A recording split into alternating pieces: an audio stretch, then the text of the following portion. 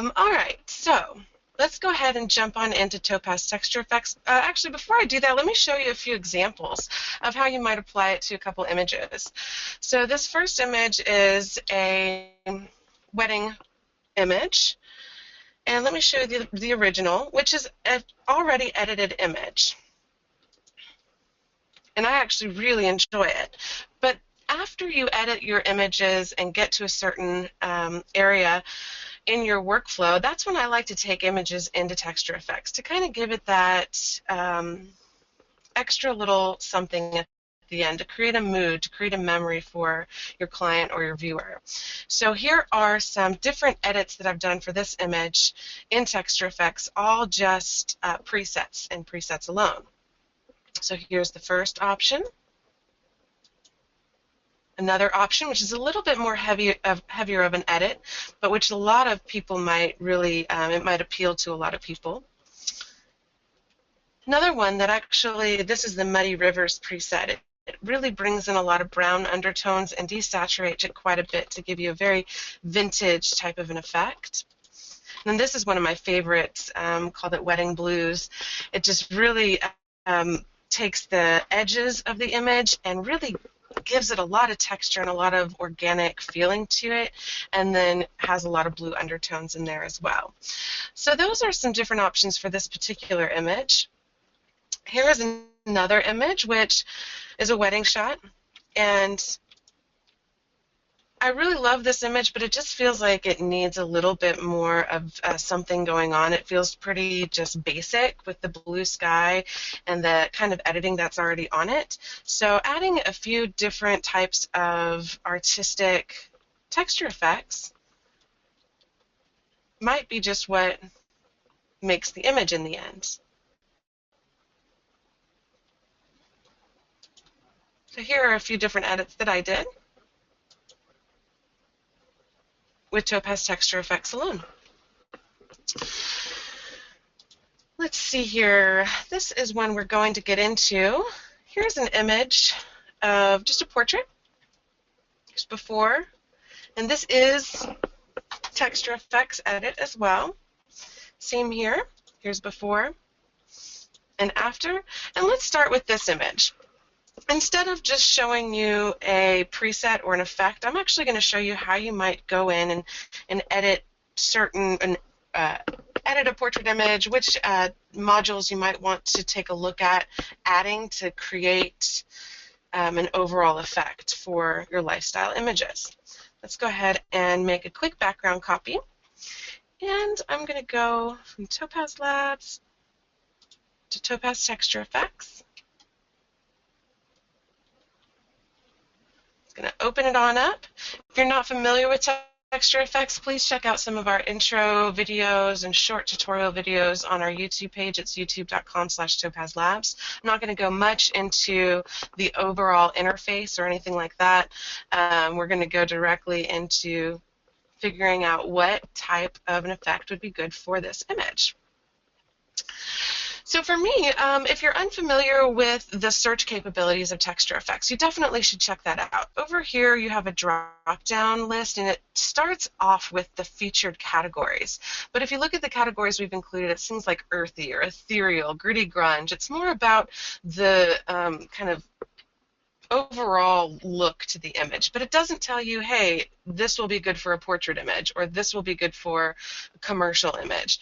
But you can get there. If you click on the little 3 dots to the right of the featured drop-down, you can also search or categorize by your tags. Tags are something that each effect that's been saved has to have, so it's at least got one tag, and all the tags are the type of photography it might be good for. So when I'm working with a portrait image or a more fashion image, something, or even wedding for that matter, I might go in and search by tags and select portrait, wedding, whichever kind of category is good for the image I've brought in. And then I can go through the presets that are shown to see if any of these are good starting points for me. With portrait images especially, dealing with skin and things like that, most of the time you're not going to have an effect that looks fantastic on your image right off the bat. You're going to have to go in and work with it within the adjustment panel. But this will give you a good starting point,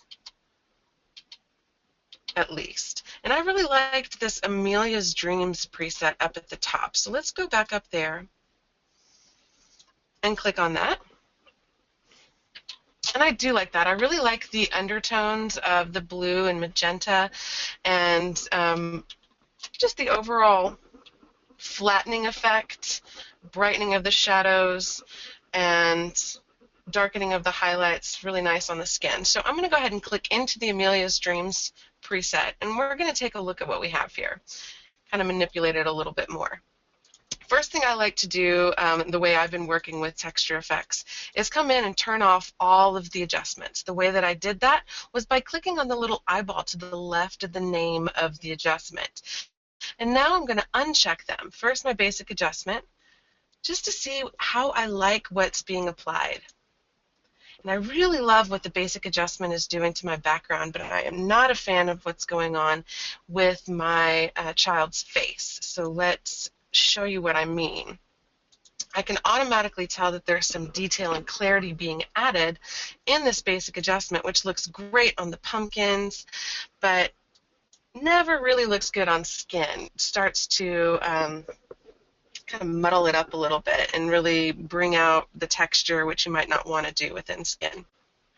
So I'm going to open up the basic adjustment and work with this a little bit more to kind of perfect it for this particular image. I'm happy with where my brightness is. I might take it down just a touch. My shadows I'm happy with. My highlights, I'm going to bring those up just a touch and make those a little bit lighter. And I can see here, this is where the clarity adjustment in the background is coming in. Well, I'm going to keep it there because I really like it for my background.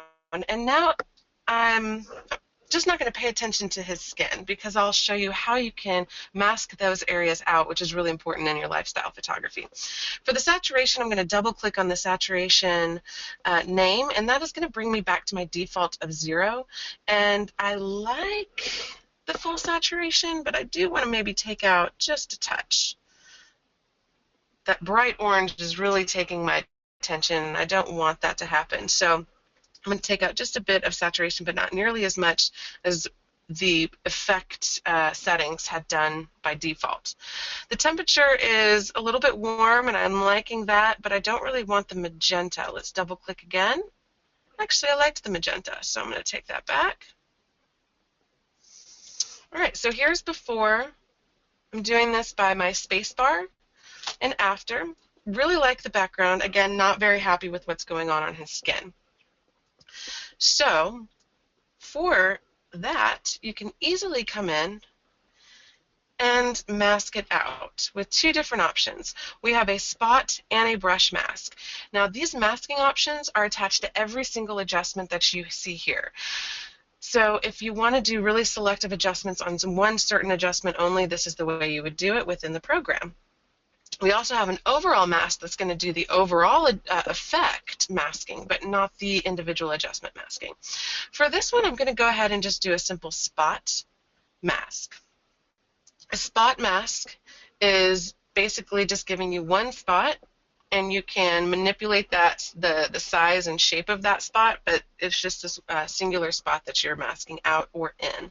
For this, I'm going to be masking out, and I'm going to press on my little center icon to bring up the on-screen manipulation tool. And I see that here where the center point is on his right shoulder. I'm going to move that over to right on the tip of his nose. I'm going to extend it and reshape it. Scroll out just a touch to where I'm covering all the skin while still keeping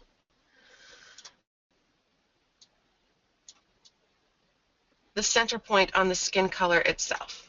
And this is important because of an adjustment I'm about to show you. So you can see here that the spot mask is basically covering everything. And now that I have it exactly where I want, I'm going to go ahead and press the center button off. And let me show you really what it's doing by taking the transition all the way down, and that's going to create a very hard, strong transition between the affected area and the unaffected area, and you can really see that within the pumpkin here. So here's before the effect altogether, and here's after with the baby actually masked out. I don't want that hard of a transition, so I'm going to soften that back up to where it's a much more natural transition from the affected area to the masked out area. And I can even go further using this color aware strength tool. When it's at completely no color aware at 0, it's not going to take into consideration at all where the center point is. It's just going to mask out this entire circular area.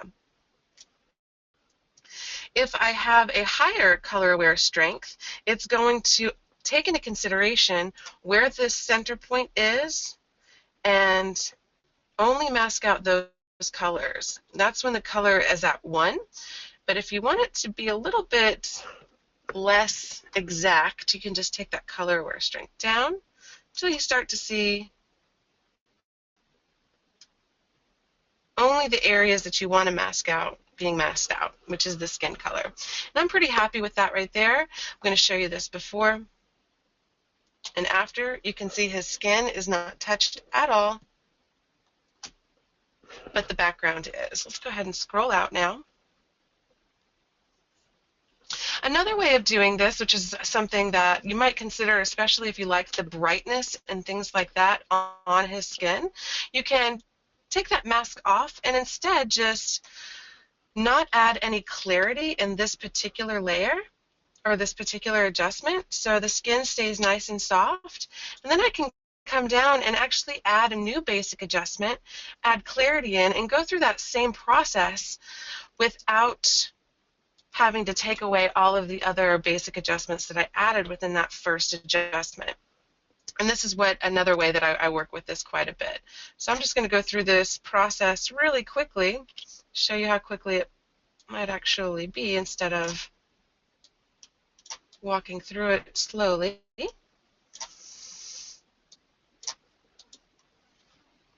All right, easy as that. I'm going to move this basic adjustment right underneath, let's see here. No, I don't need to do that. I can leave that down at the bottom here, and let me just show you here's before and after with masking out the skin only, but clarity is added to the rest of the image. Now I can take a look at what the other adjustments are doing. I'm just going to uncheck texture, and I'm not a fan of what's going on with this particular texture, so I'm going to open that up and see where it's at. It's on a bright texture on an overlay, which is a contrast blend mode.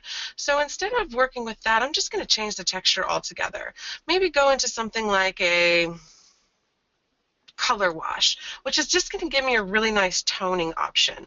And that's one of the greatest things about texture effects when it comes to your portrait imagery and things that you want to add a little bit more subtle adjustments to, is it has the capability to really dynamically tone your image using textures and blending modes together. And then we also have several other toning options like color overlays and split tones as well that can really help. So for this one, I'm going to go for more of an orangey tone or something that gives me a little bit, just kind of a warmer but magenta-y, orangey tone. I'm also going to change my blending mode, I think. Let's see. It's very simple to change your blending mode to see how the texture effects are going to, or the textures are going to interact with your image. The overlay is a little bit stronger of a contrast blend than soft light, and I think soft light is going to be a little bit more of where I'm looking for this image, and it is. It's a little bit softer, not as intense. And I actually kind of like this middle one here. Let's show you that before and after. Here's before and after. It's pretty subtle, but it's very nice kind of overall adjustment. One thing that happens though with these textures, I'm going to go ahead and take this detail slider back to 0. By default, the detail slider is at 0 and your opacity is going to be right there at 0.5 at 50%. So if I added this texture on a new adjustment, you can see that it affects all areas of the image with the texture that you see in here. So it's a little bit grungy. It has a little bit of grit to it. Let's go ahead and scroll in just a little bit more so you can see that. And I really am not a fan of that on most of my portrait imagery. I want to take out some of that extra detail. You can easily do that with the detail slider by taking that to the left, and so you still get the toning ability and a little bit of that kind of touchable texture, but not as extreme as you might want on other images. So here's before the texture, here's after. All right, I'm liking that quite a bit. I'm going to go ahead and take my image to fit and fit it within the preview window. See what happens if I take my saturation up or down. Kind of like taking the saturation of that texture up and really pulling in some oranges there. I can also take the color strength off of this, which had a blue tone going in. Basically what the color strength allows you to do is add in additional color to the texture to blend it in with the original texture color. So you can come in and add in more red to it, yellow, green, blue, maybe magenta. I think I'm going to add in just a touch more orange, but to take that color strength down so it's not as near as strong. I'm going to take my overall opacity down as well. This is going to control the strength of the texture that you've applied to the image and all the adjustments below for that texture as well. So I'm pretty happy here. I'm going to go ahead and close that on up. Here's a border adjustment. I'm really not interested in the border adjustment, so I'm just going to click on the little trash can to delete it. We also have a light leak adjustment for this particular effect that we started with. Also not all that interested in it, so I'm just going to delete it. Now we have an additional texture. I actually like that, so I'm going to open up the texture, maybe work with that a little bit more, add in some different colors and things like that. I do know within the soft grunge I have some really beautiful textures that have some nice outlines on it that might give me a nice type of vignette. So I'm just scrolling over all my different options within the soft grunge area, seeing what I come up with here. And that's what's great about texture effects, is the ability to easily, very quickly scroll over a ton of different textures to allow some good viewing, very fast viewing. I'm going to go ahead and reset this texture. I don't like anything that's happening right now, but I do like the soft grunge area, so I'm going to go back there now. I've reset all these settings that were happening down at the bottom, and now I'm just going to select a blending mode that I think might work. I'm going to go back to the soft light because I really like that for portraits a little. Again, it's pretty subtle, and now, oh, I like that. That blue texture is really nice. Really bringing in some of those shadows and things like that. So I'm going to click on the blue texture, and I can tell with the preview I have a little bit darker of a texture on the left-hand side of this image than on the lower right, and I really don't want that. I really want the darker area to be on the lower right, so I'm going to use the tools right below the menu to move my texture around and situate it where I want it. I'm going to flip it horizontally first and then flip it vertically. And now the darker portion of the texture is in the area that I want it to be. So here's before, here's after, and now the dark texture is not on the left-hand side where I don't want to make it any darker than it already is. So I can increase the opacity here, which I actually like to increase the opacity, but again, as I do that, I see that a lot of kind of extra textures being added to the skin, so I'm going to come to my detail slider and take that down. I'm going to leave my saturation where it is. Let me scroll out again. Before and after. Really like that. And then we get to one of my favorites. I love split tones for adding impact and making memorable photos with your lifestyle photography. Now, I really like this particular split tone, but it's a little heavy-handed for this image. I also don't like that the highlights are getting so magenta or blue. So I'm going to go into my highlight saturation over here and move this from the blue maybe to the yellow. I like that, but it's really strong. So I'm going to take my highlight saturation down. I'm also going to move my balance away from my highlights, which is going to give me more yellows, but I'm going to move it more towards the shadows so I get a little bit more of those blues and magentas coming in through the shadows. But it's still really heavy-handed for me, so I'm going to take this opacity slider down and only add in a little bit of this adjustment. Here's before and after. I like that. And here is where we've added in that additional clarity in the background of the image, but not the skin. So I'm still liking that quite a bit. I think maybe I'll add a little bit of a vignette. I tend to add vignettes to drive viewers' attention where I want it to go, and I'm still a little bit distracted over here in the lower left-hand corner. I really want my the viewer's attention to go straight to his face. So I'm going to just add in a quick vignette by clicking Add Adjustment, clicking on Vignette, and just taking the strength up. I am going to change the color of the vignette to be a little bit more brown and earthy tone. So just opening that up and maybe taking that up to kind of a brown color.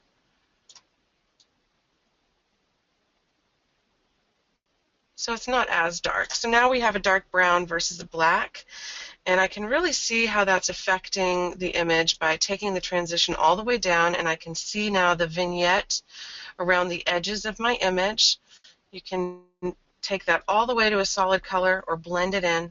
I'm going to blend it in, take my size up just a touch, and get a nice soft transition so it's really only affecting the edges. You can sit here and play around with it however you'd like to get exactly the effect that you're after. You can also move the center around as well, so I can show you that.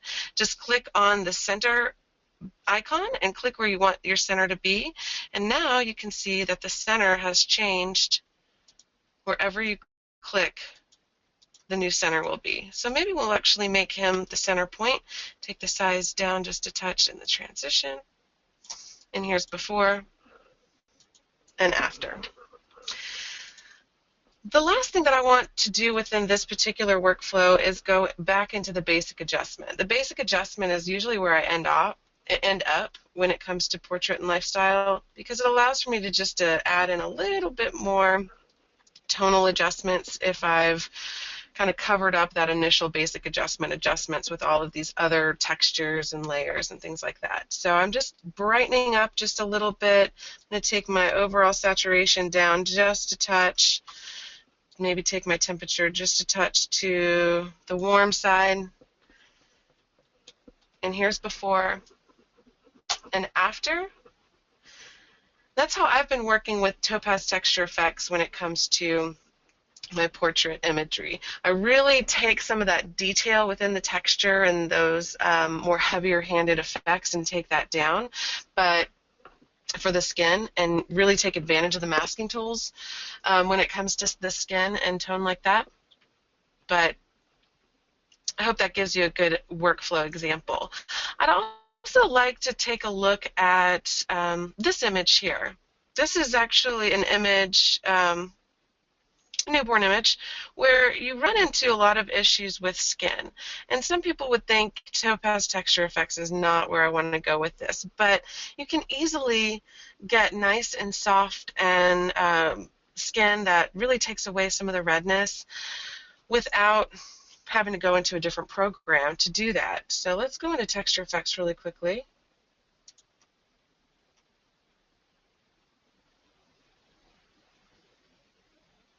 And it's going to be a very similar type of style of taking out the clarity in the certain areas that we need to and leaving it in other areas. This just applied the same adjustments that we just had. I'm going to go ahead and search for an effect. I've made a previous baby effect that I don't have on this system. I have it on my personal system, but I think I shared it to the community just a bit ago. So I want to go ahead and look at that. I'm going to go into my browse. So the way that we've kind of worked around the delay is the download count update. That's actually what's taking the amount of time. Is you see this little download count, 5,595, 3,464. Every time you open up the community, it's pulling in the new download count. And for most people, this versus speed is not really even a contest. Speed is going to be more important. So I'm going to get out of the preview mode here and show you where you can change where that performance update download count is, and that's going to be here in the help menu. I had already chosen it actually. So help, you want to uncheck the update download count, and then going back into perfect. It'll individually load these very quickly, but it's not going to update the download count anymore moving forward. All right, so now that we've done that, I'm going to go ahead and search for something that might include the name baby, which I did a preset earlier, baby portrait. Perfect. So I'm going to download that to my system. It's very easy to share presets between systems this way, or share presets with people. And this is a pretty nice effect for this image. Let's go ahead and go through the process that I like to do with effects, turn off everything. So I'm going to look at the basic adjustment up here. What I really focused on for this basic adjustment, did this keep my mask? Interesting. What I really focused on this first basic adjustment is the background, similar to the last portrait that we worked on, kind of separating the skin away from the background itself. So here I think I used a brush mask, but it didn't apply to things. So let me go ahead and reset the mask, show you this basic adjustment again. Here's before and after.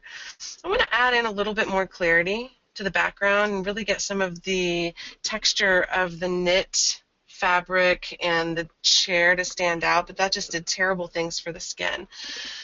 So now I can go in and mask out the skin. For this particular example, I'm going to use the brush mask instead of the spot mask.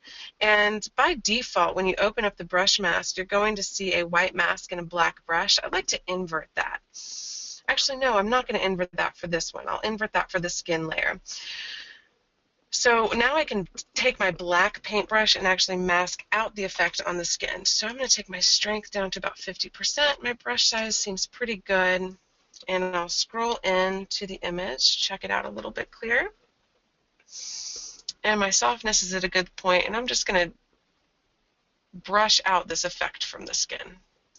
The brush out is a good option when you're dealing with skin that has a lot of shadows like this, a lot of different toning or tonal areas. And it's not a complete circle, because otherwise the spot mask would work nicely, but not great for this example. So the brush is going to be a much better option. You can see the adjustment that, or the mask that you're creating over here on the right-hand side, so you can see exactly where you're painting in, and if you need to fill in any other areas. So I'm pretty happy there. Let me go into my next basic adjustment. I believe this was my skin layer, because you can see there's a lot of smoothing that's going on that's perfect for skin, but not necessarily for all of the clarity that we just added back into all of the different textures here. So for this one, instead of painting it in or painting it out, I'm going to paint it in. So here I'm going to invert the mask and use a white brush, take my strength down, and just paint in that smoothness that I've created in this second layer back into the skin. When it comes to skin and quickly getting a good adjustment for that, for baby portraits such as this, I'm going to go ahead and reset and go through this whole process for you. Oops, I accidentally pressed delete. That's okay. I'll just add a new basic adjustment. I'll move that back right underneath the other basic adjustment where it was. Now I'll open that back up. And really what I focus on is evening out the skin tone and reducing the redness, kind of the blotchiness. And you can basically do that within this basic adjustment panel. So with my brightness, I'm just going to take that brightness up a touch. not much. I'm going to focus more on bringing my shadows closer to my midtones and my highlights closer to my midtones. So taking the highlights to the left, the shadows to the right. And now I've kind of evened out a lot of the skin tone very quickly with just those 3 adjustments. Now I can kind of get some of that blotchiness out of the baby's skin by taking the clarity down, and it's automatically going to smooth out that skin. So let me go a little bit closer here and show you that clarity slider. At 0, you're still seeing a lot of that natural redness and blotchiness that happens in newborn skin. And you can, with that clarity slider, just smooth out those details and that tone to an area that is more visually appealing for your image. So I'm going to leave mine about -0.4 and move on to the saturation. If I'm just focusing on the skin right now, it feels a little red still, so I can come in and take a little bit of my saturation out, maybe about -8, and then work with my temperature sliders to kind of get the skin color or tone exactly where I want it to be. I want to take out some of that magenta, so I'm going to take it closer to green, just focusing on the skin, not worrying about my background or anything like that. And I'm also maybe going to warm up, go yellow instead of red here, just a touch. Here's before, here's after. I'm much happier with my skin adjustment here, and this is when I would go back in and once again invert, take my white brush, and paint this in versus paint it out. And that's how you can work with skin like this, all within Topaz Texture Effects. And then you can move on to the more creative part. But there is the ability to stay in this program and still do some of the more technical tasks that you might have for your portrait and lifestyle imagery. So this is not as clean as I would make it if I was doing it not on a webinar, but you get the idea. I wanted to add in a nice amount of light coming in from this right-hand side because that's where the natural light was coming from. I just really wanted to accentuate that. I did that with a light leak. I'm going to go ahead and reset that so you can see how we do this. But all I was doing is scrolling over the different light leaks that we have, looking for something that's going to be nice and soft, and I really liked this particular one coming in from the upper right. It was just coming from the wrong direction. So if I increase that opacity, you see that it adds a really beautiful kind of sun effect coming in. But since I want it to come from the lower left versus the upper right, I'm just going to flip it horizontally and then flip it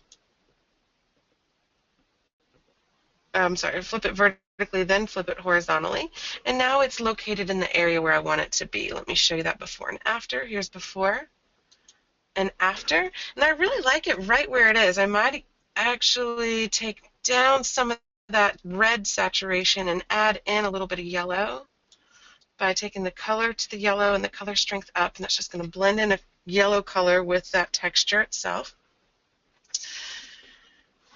And I really like what's happening, but I don't like the fact that some of that light leak is getting on the baby himself and kind of, washing out some of that tone that we were working pretty hard on in the 2 basic adjustments above.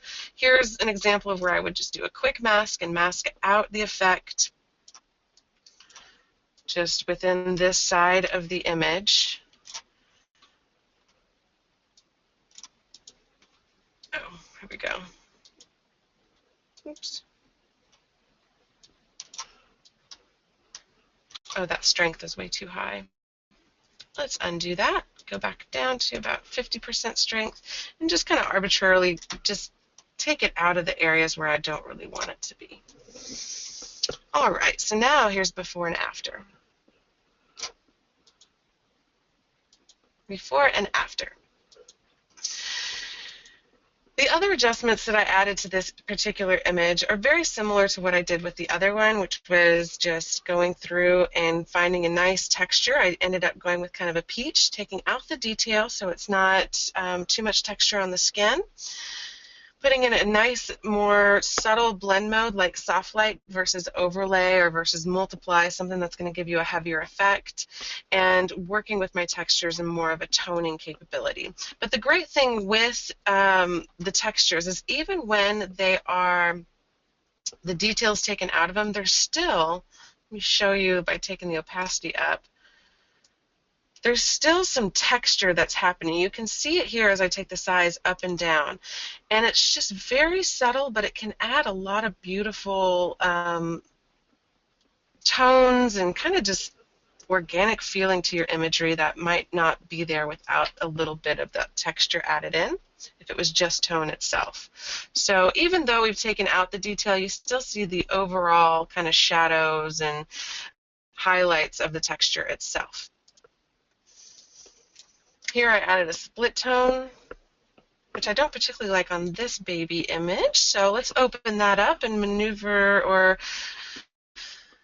manipulate that to where it looks good for this particular image. I like the blue shadow undertones. I'm kind of a fan of that along with the warm highlights, but I feel like there's too much blue coming in overall. Let me show you this again, before and after. It's just a little too much. Take this opacity up even more so you see it.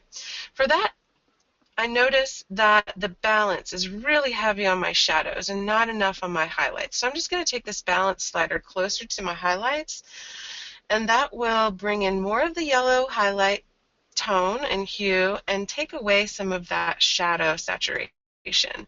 So that's as easy as it can be with changing up your split tone, or any adjustment for that matter. You can just go in and work with the opacities and move a couple sliders around to quickly get where you want to be.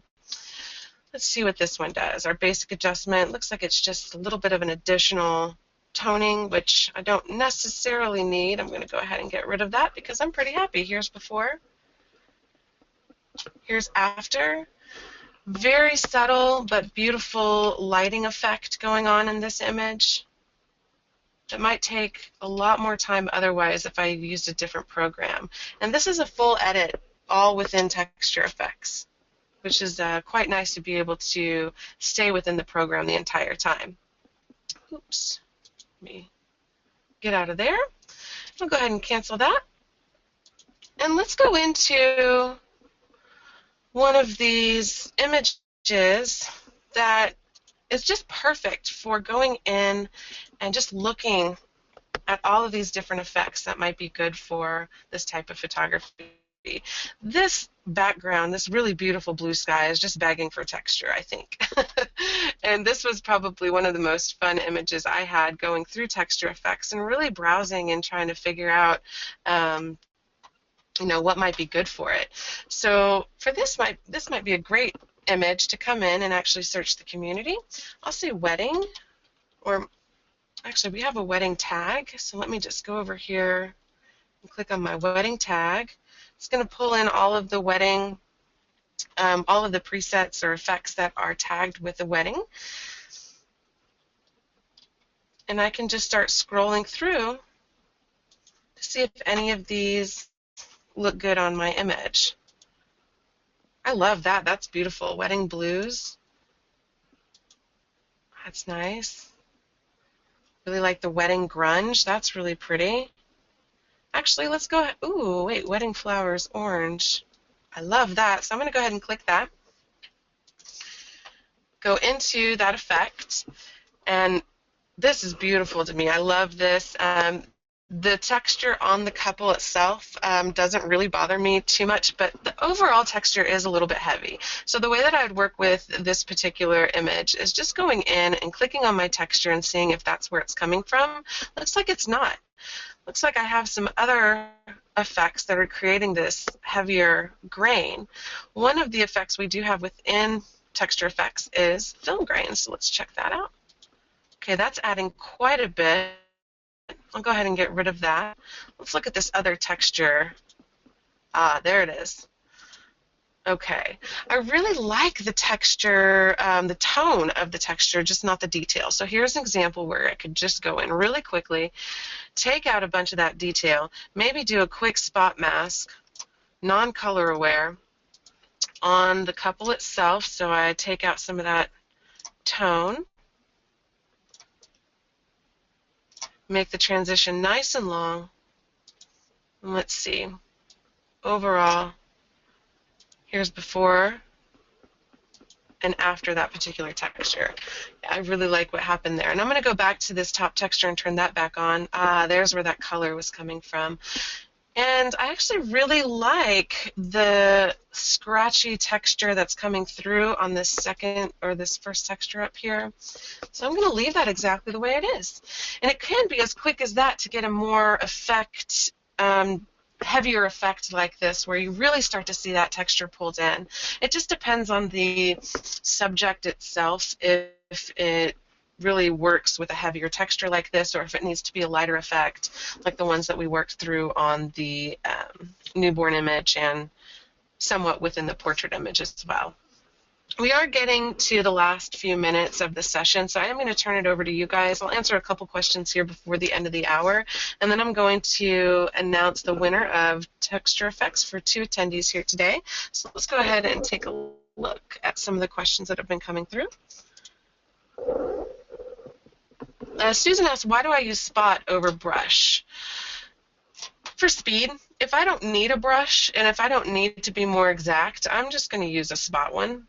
A lot of the time I like kind of texture on the edges like this versus over the whole image, and using a spot brush just allows me to kind of get a quick texture vignette very, very easily. Without doing much work. If I wanted to be exact, I definitely could be and go in and work with my brush and really get very precise selections. But most of the time I find that my spot brush is more than enough. Linda says, with this mask spot adjuster, how do you change the size? The size is easily changed. Just go in, actually, this texture layer is where we did the spot adjustment. When you open up your spot mask, you can just click on the center button, and the center button will open up that on-screen manipulation tool, and then you just grab the edges of the tool itself to adjust it. You can create whatever type of spot you'd like, very, very, very thin, either direction. And then the controls are over here where you can change the transition, the color, aware strength, and things like that. And then to get that on-screen manipulation tool off of your screen, just click on the center button again.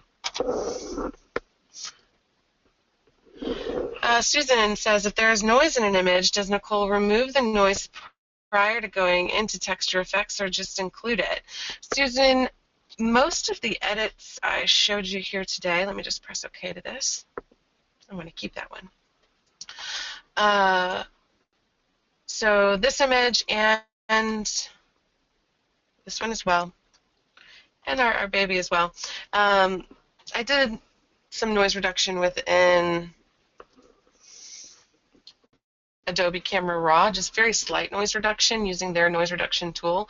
If I was dealing with some heavy ISO noise, I would definitely run it through denoise first. Try to get your image, your file, technically to a point that is good to start adding effects at that point.